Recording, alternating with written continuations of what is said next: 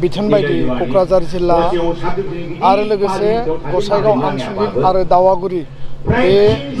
Hill कमिटिनि बानजायनायाव बड'लेण्डनि नैबे सोनाबहा थानाय संकस दैमानि खाथियाव बे दावागुरि ओनसोल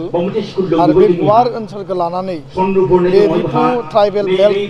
जिहेतु बेयाव गोलैयो बे रिपु ट्राइबेल बेल्टनि गासै रायजो राजाफोरखौ लाफानानै ट्राइबेल बेलेन्ट ब्लकनि हा हुनि रैखाथि जिहेतु ट्राइबेल बेलेन्ट ब्लकआनो बर' आरो ट्राइबेलनि मोनसे रैखा कवच आरो बेलेन्ट ब्लकनि बायजोआव थानाय बर' आरो ट्राइबेलनि हा हुनि प्रटेक्शननि बाथ्रा लोगोसे बे बेलेन्ट ब्लकआव गोबां एनक्रचमेन्ट जाबाय आरो दिनै बे एनक्रचमेन्टआ गोबां गाज्रि थासारियाव दङ आरो जोंनि मानसिया जेराव मोनसे समाव ग्रोम ग्रोमै जै जैमैहै रायजो जादोंमोन आबाद मावदोंमोन लेखा फरायदोंमोन गावबा गावनि आसार खान्थि आरो धोरोमनि गेजेरजों गामि गायसननानै गामिखौ जौगाहोदोंमोन बे ओनसोलफोरा दिनै गुबुनारिनि कब्जायाव आरो इलिगेल एनक्रचारनि कब्जायाव लोगोसेयै जोंनि बर' मानसिफोरनियाव बा ट्राइबेल मानसिफोरनियाव हा हु दङ नाथाय डकुमेन्ट गैया आरो गोबां मानसिनावनो डकुमेन्ट गैया बे बाथ्राखौ जोङो जेब्ला एनआरसिनि खामानि मावो बे समाव जोङो प्रमान मोनबाय दा डकुमेन्ट गैयाबा नोंनियाव हा थायोब्लाबो बे हानि लिगेल अथरिटिया माने डकुमेन्ट गैयाबासो नोङो क्लेम खालामनो हाया न'डाउट बे हाया नोंनि बे हाखौ रावबो लांफैनो हाया खिन्थु मालाबा बेबायदि परिबेसबो फैनो हानाय जे नोङो लिगेल अथरिटिखौ नों दिन्थिनो गोनां जानो हानाय आरो बिनि अनगायैबो गोबां मानसिया दिनै लेन्डलेस आरो बिसोरनाव डकुमेन्टबो गैया दा बर'आ ट्राइबेला सन अफ दा सयल बे हानि फिसा आरो बे हानि फिसायानो जुदि हा गैयाब्ला आरो बे हानि फिसानाव जुदि डकुमेन्ट गैयाब्ला जोङो बे हानि बिगोमानानि मालिक होननानै बुंना लानायनि जे मोनसे रियेल जे जुक्ति बे जुक्तिया बबाव थागोन दा बेखायनो जोंनि गेजेराव मोनसे सांग्रांथि लाबोनांगोन आरो बे सांग्रांथि लाबोनायनि मोनसे सिन्ताजों मोन्थोरजों दुलाराय बर' फरायसा आफादा दिनै बेयाव हा हुनि गासैबो बिथिंखौ जोङो बेलेन्ट ब्लकखौ प्रटेक्शन खालामनांगौ आरो बेलेन्ट ब्लकआव एनक्रच जानाय एनक्रच खालामग्राफोरखौ एभिक्सन खालामनानै होखारनांगौ आरो प्रद्युत बरा बिथाङा बुंदों स्पष्टयै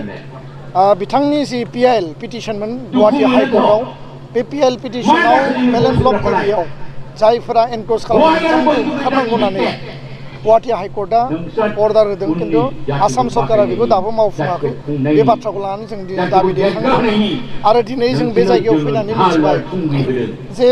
1996, 1998, 2012, 2014 बे कमिउनेल राइटनि गेजेराव दिनै दावागुरि ओनसोलनि बा गसाइगाव बे श्रीरामपुर सिमुल तापुल ओनसोलनि दिनै बावनाय एरिया बा निलायजरा दिनै माखासे जिफोर एरिया दङ बे एरियाफोरा दिनै डिसप्लेस जानांबाय बे गुवार ओनसोला बर' मानसि दंमोन बर'नि हा बे हाफ्रा बर'नि नामाव दङ खिन्थु बेयाव दिनै बर' मानसिफ्रा थांफिननो हायाखै दा बेखायनो दिनैनि बे मेलनि गेजेरजों रायजो राजाफ्रा जोंनिसिम दाबि दैखांदों दुलाराय बर' फरायसा आफादा बिटिआर सरकार आसाम सरकारनिसिम जोङो दाबि लाखिदों जे जाय मानसिफ्रा डिसप्लेस जादों बिथांमोनखौ रिसेटल खालामनांगौ रिहेबिलिट खालामनांगौ आरो बिथांमोननि थांना थानायनि थाखाय रक्षणाबेक्षणनि थाखाय बा प्रटेक्शननि थाखाय बेयाव जुदि हम डिपार्टमेन्टनिफ्राय आउटपोस्ट जुदि गायसननो गोनां जायोब्ला बेनि बेबस्था खालामनांगौ बे गासै बिथिंखौ लानानै जोङो दिनै बेयाव सावरायदों आरो दिनैनि मेलनि गेजेरजों नैबे गसाइगाव बा श्रीरामपुर बे गुवार ओनसोलाव जायफोर डिसप्लेस गामि बे डिसप्लेस गामिखौ इमिडियेटलि बेयाव दोनहैफिननांगौ आरो बिथांमोननि तथ्यखौ जों दिनै बिदों आरो जेराव जेरै ससियेल डिस्टार्बेन्स सिखाव सिथोब खालामनाय जोंनि मानसिफोरखौ बिनानाव जोंनि गथ' गथायफोरखौ अयनाय इनाय खालामनाय गाज्रि इसारा होनाय मालाबा लांखारनाय मालाबा रेप खालामनाय बे खुनु कारनाव जों कमप्रमाइज खालामनाय नङा बे बाथ्राखौ जों बुंदों आसामाव मिशन बसुन्धरा 1.0 जाबाय दा 2.0 जानो थांगासिनो दङ बिटिआर काउन्सिलाव बैसोमुथि बे बा हा बैसोमुथिनि मोनसे मिशन जेराव माने जोङो गावनि बिमा बिफा बा आबै आबौनि हाखौ फिसा फिसौआ नाम माने ट्रान्सफार खालामनानै लानो हागोन बा बेयाव गोबां माखासे बेबस्था थागोन आरो बे बेबस्थानि गेजेरजों जोङो डकुमेन्टेसन मोनगोन आरो डकुमेन्ट मोनोबा नों लिगेल राइट मोनगोन आरो नोंनियाव डकुमेन्ट थायोबासो नों बायदिसिना सरकारि अनसुंथाइ सरकारि जिखिनि माने नोङो अधिकार बेखौ नोङो गोरलैयैनो मोननो हागोन दा बेखायनो अभारअल बेयाव हा हुखौ लानानै दिनै गासैबो बाथ्राखौ मिडियायाव बुंनाया सम्भब नङा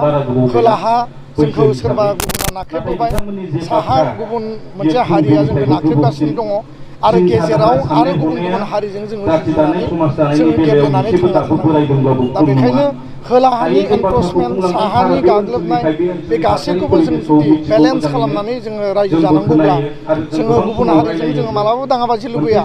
जों रावजोंबो कमिउनेल कनफ्लिक्ट जानायखौ जों लुबैया जों सान्थि गोजोननि जोङो रायजो जानानै थांना थानो लुबैयो नाथाय जोंनि हाखौ जोङो बासायनानै लाखिनांगोन फिसा फिसौनो होनानै गालांनांगोन आरो बे हाखौनो लानानै बड'लेण्ड दाबिजों बा गुबुन गुबुन मुंजों गोलाव सम सोमावसारनाय जाबाय आरो बे हाखौ लानानै बड'फानि नेतृत्वआव बड'लेण्ड आलादा रायजोनि सोमावसारनाय जाबाय मास पिपल मास रेभलिउसन आरो दिनै बेखौ बिथा खालामनानै बिटिसि आरो दिनै बिटिआर मोनबाय एबसुनि आन्दलन एनडिपिनि आन्दलन बिएलटिनि आन्दलननि गेजेरजों बे हाखौ जों रैखा खालामनानै लाखियाब्ला बे हाया जुदि गुबुननि कब्जायाव थाङोब्ला जोङो बे हाखौ अधिकार मोननायनि खुनु अस्तित्व थानाय नङा आरो उननि समाव जे जोङो आलादा रायजो मोननांगौनि जि माने बिथिं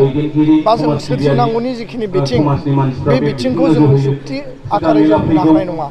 दा गोबां मानसिया गोबां गिदिर गिदिर बाथ्रा बुंनो हानाय गोबां मानसिया सोरबा माने बायदिसिना बाथ्रा बुंनो हानाय खिन्थु इन रियेलिटि ग्राउन्डआव जेब्ला नोङो गामियाव आइ आफाजों रायज्लायनानै आइ आफानि दुखु जारला बिथांमोननि जेंना जेंसि बिथांमोननि संसार जानायाव रांखावरिनि आंखाल गोरिब गुन्द्रानिफ्राय लानानै लेखा फरायनाय माने नोङो संसार जानायनिफ्राय लानानै गासै जिखिनि थासारि बेखौ नोङो ग्राउन्डआव थांनानै गामिनि रायजो राजाफोरजों रायज्लायनानै नों बुजिनांगोन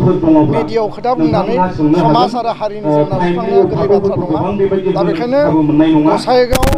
सखरानि दावागुरि इउनिटनि सिङाव थानाय बे गुवार ओनसोलाव जिखिनि हा हुनि जेंना दङ बे स्पेसियेल मोनसे इनिसियेटिभ लानानै उननि समाव बिनि थाखाय जों सरकारजों सावरायनांगौ बिनि थाखाय सोमावसारनांगौ बिनि थाखाय प्रतिबाद खालामनांगौ आरो जि लेभेलसिम लिगेल फाइट खालामनांगौ बे मोनसे स्पेसियेल इनिसियेटिभ दुलाराय बर' फरायसा आफादनि एजेन्डा आरो गासै आसामावनो गासै बड'लेण्डआव आसामाव हा हुनि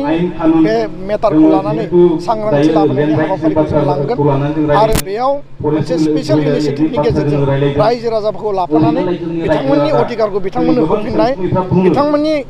डिसप्लेस जाना थानायखौ गावनि गामियाव बेक टु देयार माने भिलेज लांफिननायनि बे मोनसे महत उद्देश्यखौ लानानै जों हाबा मावलांगोन आरो दिनै रायजो राजाफ्रा जों लोब लोब फैदों गोबां मोजां मोनसे नेरसोन आरो बे मोनसे मेहेरगोनां आरो ओंथि गोनां आरो जोङो बेबायदि मोनसे मेसिभ साइलेन्ट आरो इनार केम्पेइनखौ लाना थांनानै बर' हारिखौ गेरेमसा माहारि दानाय बड'फानि मोन्थोर मोगथाङाव जाफुंसार होनायनि थाखाय जों हाबा मावलांगोन।